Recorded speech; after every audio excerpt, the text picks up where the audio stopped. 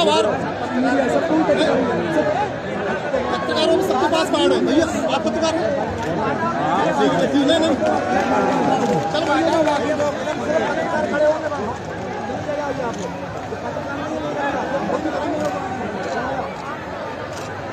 चल वगैरह चलते खड़ो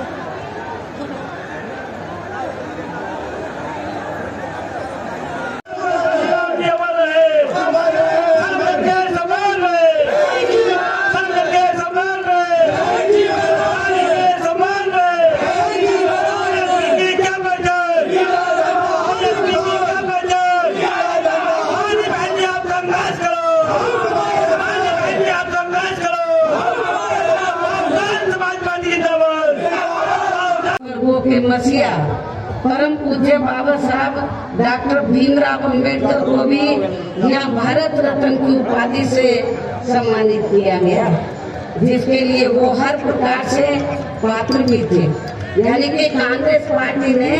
लंबे अरसे तक पावर में रहकर बाबा साहब को भारत रत्न की उपाधि देना उचित नहीं समझा। तो ये बीपी सिंह की सरकार ने बीएसपी के अथक प्रयासों से बाबा साहब डॉक्टर अंबेडकर को इस उपाधि से सम्मानित किया गया, जो बहुत पहले ही इनको ये सम्मान मिल जाना चाहिए था, जिसके लिए विशेषकर इतना जो डिले हुआ, तो जिसके लिए विशेषकर कांग्रेस पार्टी प्रमुख तौर से जिम्मेवार व कसूरवार भी है। इससे वर्गों के प्रति इस पार्टी की हीन व जातिवादी मानसिकता साफ झलकती है, जिसने फिर इनके कार्यों को आगे बढ़ाने वाले व हर मामले में समर्पित व्यक्तित्व मान्यवर श्री काशीराम जी के देहांत होने पर केंद्र में रही इसी कांग्रेस पार्टी की सरकार के चलते एक दिन का भी राष्ट्रीय शोक घोषित नहीं किया गया था। इसे भी आप लोगों को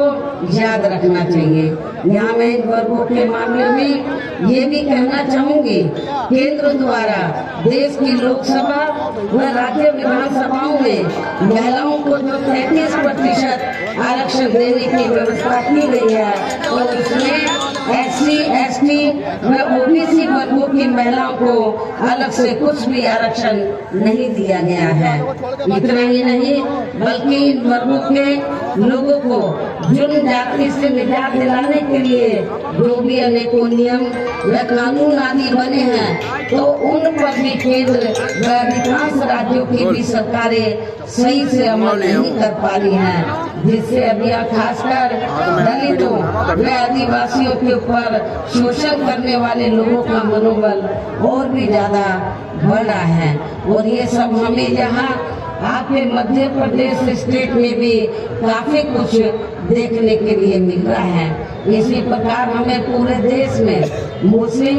व अन्य धार्मिक अल्पसंख्यक समाज के लोगों की भी हालत कोई खास अच्छी नजर नहीं आती है, जिसका काफी कुछ खुलासा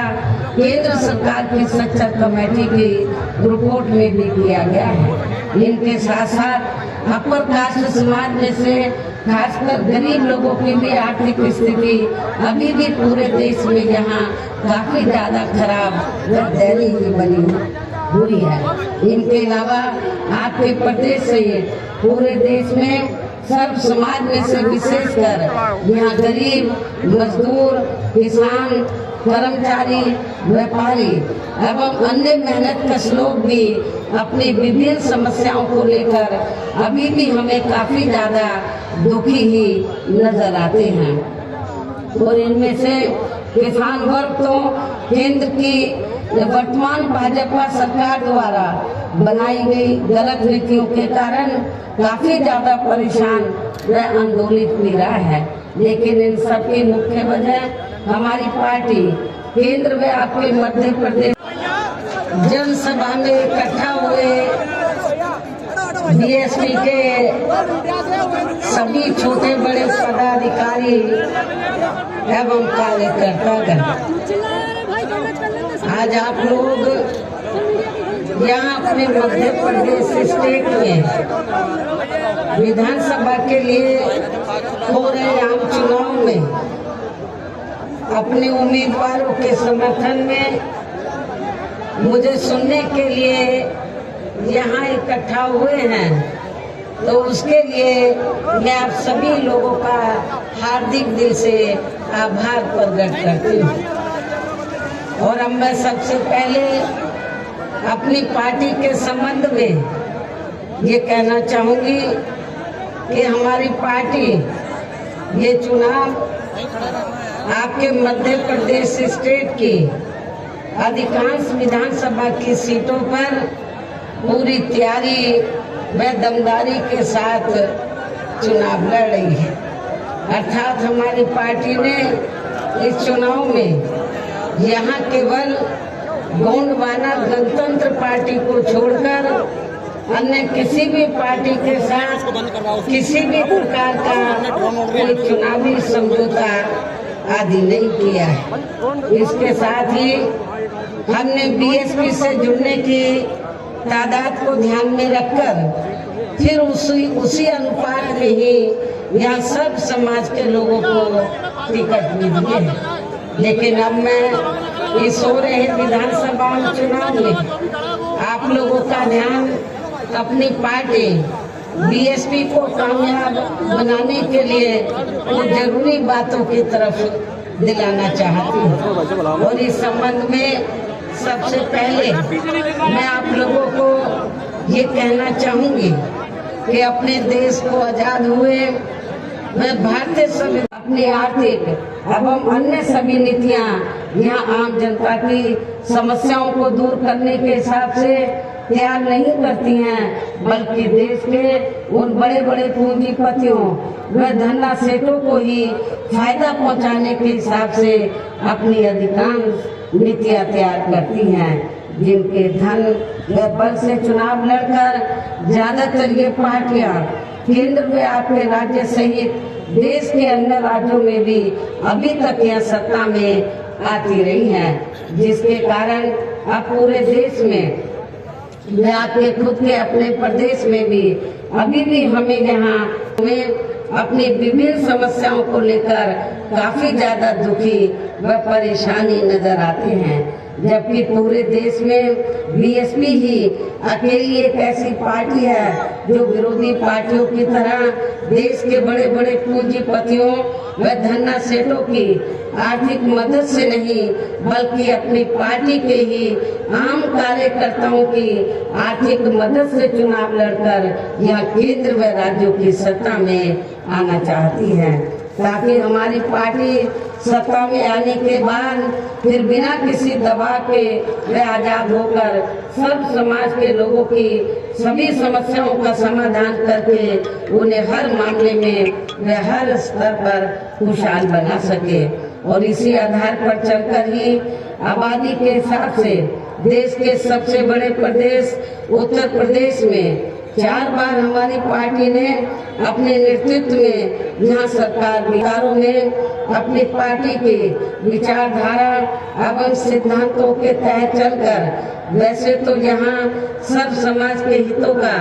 पूरा ध्यान रखा है, लेकिन सभी मामलों में प्राथमिकता पहले हमने वहाँ सर्व समाज में से विशेषकर उन दलितों, आदिवासियों, पिछड़े वर्गों, मुस्लिम व अन्य धार्मिक अल्पसंख्यक समाज के लोगों को तथा गरीब एवं असहाय लोगों को ही दिया है, जिनके यहाँ हर मामले में व हर स्तर पर सभी विरोधी पार्टियों की रही सरकारों में उनकी हीन, जातिवादी, संकीर्ण व पूंजीवादी सोच होने के कारण काफी ज्यादा उपेक्षा की गई है। इसके साथ साथ हमने उत्तर प्रदेश में गरीब एवं बेरोजगार लोगों को दूसरी पार्टियों की रही सरकारों की तरह मामूली सा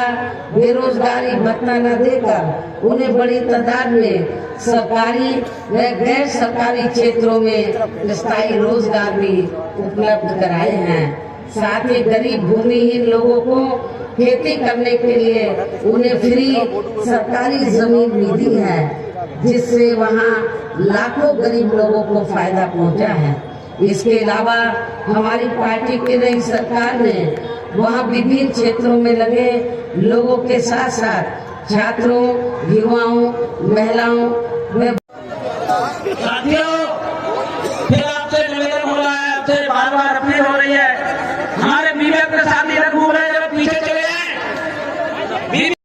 बाबा साहब के संविधान से ज्ञान है मिला। जी मिला। मिला कि नहीं मिला? किस किस को मिला है बाबा साहब के संविधान से? पीछे से हमारे मीडिया पे शादी